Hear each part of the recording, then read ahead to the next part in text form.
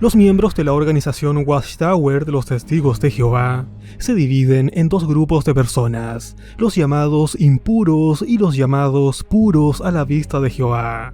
Esta conveniente división fue ideada por Joseph Rutherford. De esta manera, esta religión se compone de cristianos de primera clase y cristianos de segunda clase. Por supuesto, para ser miembro del cuerpo gobernante, se debe pertenecer a los cristianos VIP, los de primera clase, que serían los más puros a la vista de Dios. Estos, quienes según ellos compondrían los 144.000 del Apocalipsis, se tendrían que ir al cielo a gobernar con Jesús. Mientras tanto, la gran masa de testigos de Jehová del planeta, los llamados impuros, esperan vivir en un paraíso terrenal. Todo esto crea en los, comillas, impuros un sentimiento de inferioridad, pero que gracias a la constante coerción, muchos simplemente han normalizado. Ahora bien, ¿cómo se sabe quién pertenece a la primera clase, la VIP? Sí, en la cena anual que los testigos de Jehová llaman conmemoración, en la que se repite el ritual de la última cena de Jesús con sus apóstoles. Leamos parte del contexto de este asunto en el libro que enseña realmente la Biblia. El Evangelio de Mateo explica lo que pasó. Jesús tomó un pan y después de decir una bendición lo partió y dándolo a los discípulos dijo: «Tomen, coman, esto significa mi cuerpo». También tomó una copa y habiendo dado gracias la dio a ellos, diciendo: «Beban de ella, todos ustedes, porque esto significa mi sangre del pacto, que ha de ser derramada a favor de muchos para perdón de pecados». El vino tinto representa la sangre de Jesús, la cual da validez al nuevo pacto. Jesús indicó que derramaría su sangre para perdón de pecados. Gracias a ella, algunos seres humanos son considerados puros a los ojos de Jehová y entran en el nuevo pacto con él. Este pacto o contrato hace posible que 144.000 cristianos fieles vayan al cielo. Allí serán reyes y sacerdotes para beneficio de toda la humanidad. ¿Quiénes tienen derecho a comer el pan y beber el vino que se usa como emblemas en la conmemoración? De acuerdo con lo que hemos visto, solo deben hacerlo quienes forman parte del nuevo pacto, es decir, quienes tienen la esperanza de ir al cielo. El Espíritu Santo de Dios les da la convicción de que han sido elegidos para ser reyes en el cielo. Estas personas también forman parte del pacto para el reino con Jesús. Ahora bien, ¿qué hacen quienes esperan vivir eternamente en una tierra convertida en un paraíso? Tal como Jesús mandó, asisten a la cena del Señor y muestran su respeto al estar presentes, aunque no participan de los emblemas. Los testigos de Jehová celebran la cena del Señor una vez al año, después de la puesta de sol con la que comienza el día 14 de Nisán. Aunque en el mundo entero solo hay unos pocos miles de personas que afirman tener la esperanza celestial, esta celebración es importantísima para todos los cristianos. Es una ocasión que les permite meditar sobre el inmenso amor de Jehová Dios y Jesucristo. Releamos las palabras claves. Gracias a ella, algunos seres humanos son considerados puros a los ojos de Jehová y entran en el nuevo pacto con él. Este pacto o contrato hace posible que 144.000 cristianos fieles vayan al cielo. Allí serán reyes y sacerdotes para beneficio de toda la humanidad. Tal como leímos, los testigos de Jehová creen que solo 144.000 personas son elegidas por Jehová para ir al cielo. Solo estos serían los puros y los que pueden comer el pan y tomar el vino en la cena de la conmemoración anual que realizan. Y tal como vimos, los que tienen esperanza de quedarse en la tierra después del Armagedón son los impuros cristianos de segunda clase, que solo pueden observar cómo los llamados ungidos comen el pan y beben del vino, en señal de que solo ellos están en el nuevo pacto con Cristo. Es decir, según la doctrina watchtoweriana, Jesucristo sería mediador de un pacto para que solo 144.000 individuos vayan al cielo. Podemos comprobar esta doctrina en el libro publicado por la organización en el 86 titulado Seguridad Mundial bajo el Príncipe de Paz. ¿Fue Moisés mediador entre Jehová Dios y la humanidad en general? No. Fue mediador entre el Dios de Abraham, Isaac y Jacob, y la nación de los descendientes carnales de estos. De igual manera, el Moisés mayor, Jesucristo, no es el mediador entre Jehová Dios y toda la humanidad. Es el mediador entre su Padre Celestial, Jehová Dios, y la nación del Israel espiritual, que está limitada a solamente 144,000 miembros. Según esta perspectiva, el Dios Jehová y su Hijo Jesús invitan a participar de su cena solo a 144,000, pero al resto le dicen que no coman ni beban y que solo observen cómo lo hacen sus elegidos. Sí, su club VIP. Por supuesto, ya que la inmensa mayoría de testigos de Jehová no se autopercibe ungido. Cualquiera con sentido común podría legítimamente preguntarse: ¿para qué diablos me invita Jehová a una cena donde yo tengo que mirar cómo otros comen y beben, pero yo estoy impedido de hacerlo? Es claro que esta doctrina es más que excéntrica, pero bueno, así están establecidas las reglas de este club jehovista. De esta manera, y según la doctrina, solo los llamados, comillas, ungidos, podrían entender que ciertos pasajes bíblicos se refieren únicamente a ellos. Atención con lo que señala la atalaya del 15 de enero del 2015. Si usted es un cristiano ungido, sin duda menciona con frecuencia su esperanza de ir al cielo cuando le ora a Jehová. Y lo que dice la Biblia tiene un significado especial para usted. Por ejemplo, cuando ésta habla de la boda en el cielo de Jesús y su novia, sabe que eso se refiere a usted y anhela que llegue ese momento. Cuando Dios expresa en la Biblia el amor que siente por sus hijos espirituales, usted piensa: está hablando de mí. Y cuando encuentra en la Biblia instrucciones dirigidas a los ungidos, el Espíritu Santo lo impulsa a obedecer y a decir en su corazón: eso es para mí. Así es como el Espíritu de Dios da testimonio de que usted tiene la perspectiva de ir al cielo. Pues sí, la doctrina watchtoweriana propone que los testigos de Jehová ungidos simplemente sienten que son ungidos. Esto es bastante a la ligera, deja un montón de cabos sueltos, además de dejar la puerta abierta a que cualquier testigo de Jehová con delirios místicos afirme ser ungido sin más. Pero bueno, es uno de los tantos puntos ciegos de la doctrina. También se dice que estos ungidos pueden sentir que Jehová es su Padre, porque sí, solo estos serían hijos de Dios. Al resto de testigos de Jehová del mundo se les considera simplemente amigos de este. La misma atalaya anterior dice: solo pueden tomar el pan y del vino quienes tienen el testimonio del Espíritu de que son hijos de Dios. Notemos que Pablo usó la palabra Abba, que significa «oh Padre». Este es un término cariñoso que un niño podía usar al dirigirse a su padre, y combina la cercanía de la palabra papá con el respeto que transmite la palabra padre. Expresa muy bien la relación tan especial que los ungidos llegan a tener con Jehová cuando reciben un espíritu de adopción como hijos. El Espíritu Santo de Dios da testimonio con el espíritu de ellos, en el sentido de que les ayuda a entender que son hijos ungidos de Dios. No se trata simplemente de que no les llama la atención vivir en la tierra. Más bien están convencidos de que, si se mantienen fieles hasta la muerte, serán herederos con Cristo en el reino celestial. Hoy ya solo queda en la tierra un pequeño grupo de los 144,000 hijos de Dios, que tienen una unción del Santo. Se sienten tan cerca de Jehová que pueden decir: Abba, Padre. Pero de todo lo expuesto tenemos que decir que esta creencia de dos clases de individuos contradice al Nuevo Testamento en varias cláusulas. A ver amigos, antes de continuar me gustaría reafirmar mi postura, de que si hay algo con lo que yo personalmente no estoy para nada de acuerdo a la hora de abordar estos temas, es tratar de explicar algo tomando como base un texto suelto o random de la Biblia, no tomando en cuenta el contexto en lo absoluto.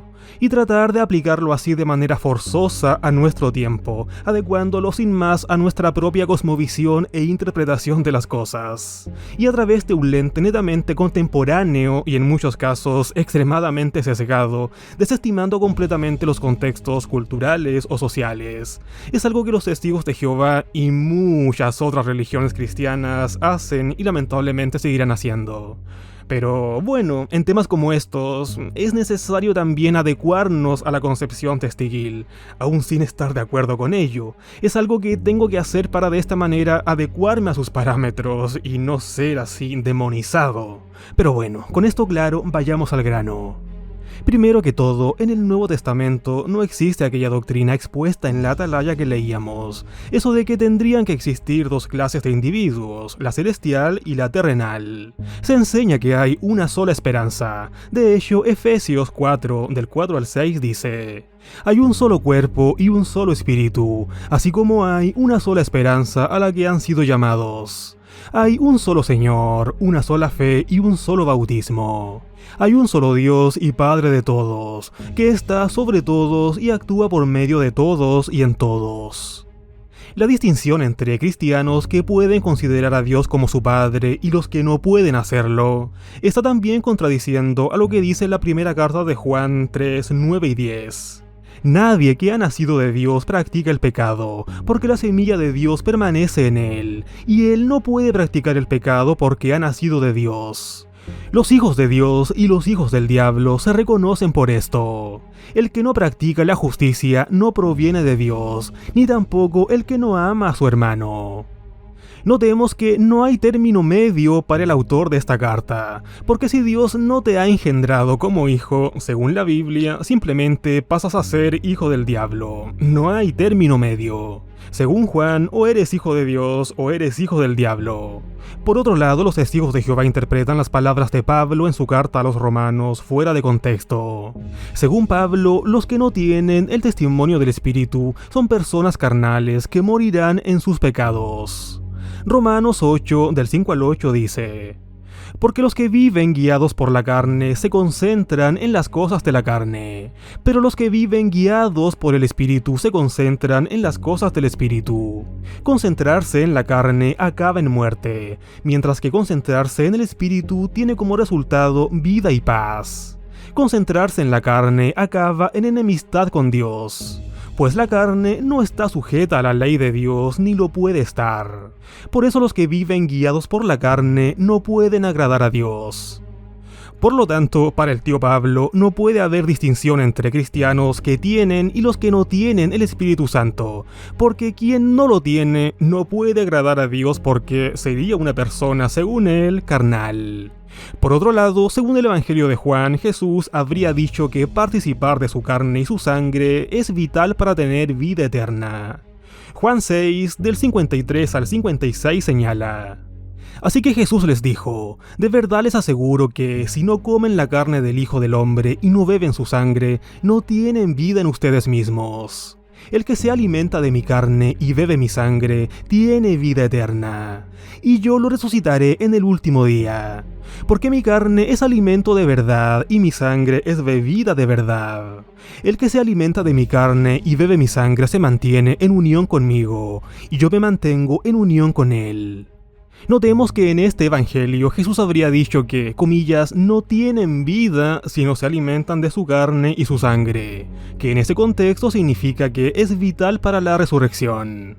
La carne y la sangre de Cristo estarían en el pan y el vino de la cena del Señor, o conmemoración, símbolos que por lo demás no forman parte del banquete de la gran masa de testigos de Jehová del mundo. Pablo habría dicho en 1 Corintios 10, 16 y 17 lo siguiente: ¿no participamos de la sangre del Cristo con la copa de bendición que bendecimos? ¿No participamos del cuerpo del Cristo con el pan que partimos?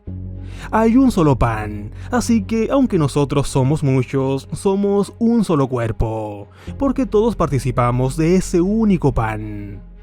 Por consiguiente, esta enseñanza de los testigos de Jehová no tiene fundamento en el Nuevo Testamento. En ningún lugar de este se podrá leer que la cena eucarística deba ser dividida en dos grupos. Nada podrá encontrarse en el libro de Apocalipsis que diga que solo 144,000 pueden comer y beber en esta cena conmemorativa. Los testigos de Jehová siempre hacen propaganda a favor de sí mismos, diciendo que ellos son los únicos que siguen estrictamente el modelo del cristianismo primitivo. Leamos esto en una de sus publicaciones.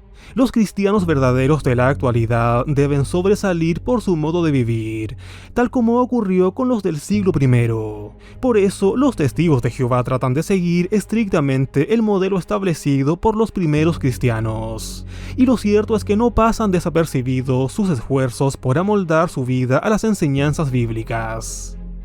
Esto sencillamente no se ajusta a la verdad, y una prueba de ello es esta doctrina de dividir la cena conmemorativa en dos clases, a saber, la gran muchedumbre, los impuros, los terrenales y los que no son hijos de Dios, y los 144.000, los puros, los celestiales e hijos de Dios.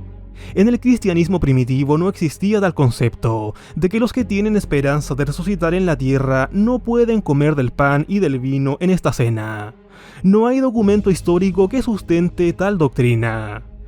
Es más, el Nuevo Testamento no menciona tal división entre quienes van al cielo y quienes se quedan en la tierra. La mayoría de testigos de Jehová han sido adoctrinados para pertenecer a esta clase terrenal, a la que llaman la gran muchedumbre, sacada por cierto del capítulo 7 del Apocalipsis. En la realidad, el Apocalipsis no dice que esta sea una clase terrenal, más bien se infiere lo contrario. Pero los líderes de esta organización jehovista simplemente tuercen los escritos. Según el cuerpo gobernante, la gran muchedumbre de testigos de Jehová podrán ser hijos de Dios si permanecen fieles después de los 1000 años del reinado de Cristo, y así vivirían eternamente en el paraíso terrenal, mientras que los que pertenecen al selecto grupo de los 144.000 ya son considerados hijos de Dios, y estos irían al cielo directamente cuando mueran. Esto lo podemos ver en la edición de estudio de la Atalaya del 15 de agosto del 2015. Hay un grupito de personas que ha sentido el gran amor de Dios de un modo especial. Se trata de los cristianos que han sido ungidos con Espíritu Santo y se han convertido en hijos de Dios.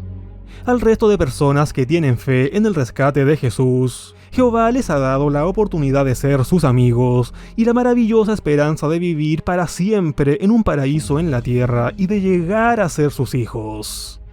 Notemos que se dice que estos ungidos están en una posición espiritual más elevada que los miembros comunes de la organización, que solo pueden por ahora tener el título de amiguitos de Dios, mientras que los miembros del cuerpo gobernante y los demás ungidos sí pueden considerarse hijos de Dios.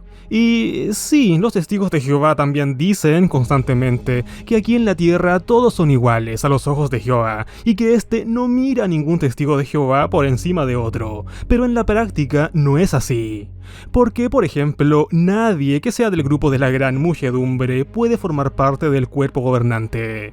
Entonces, esta doctrina de dos clases de cristianos ha sido diseñada para crear en la mayoría de los testigos de Jehová, que recordemos son la gran muchedumbre, un sentimiento de inferioridad en relación a los ungidos. Sí, respecto a quienes están en la cúpula liderándolos. De esta manera, el miembro común y de a pie sentirá temor de cuestionar a los elegidos, a los hijos de Dios, a los únicos que supuestamente irán al cielo. ¿En qué mesa podemos confiar?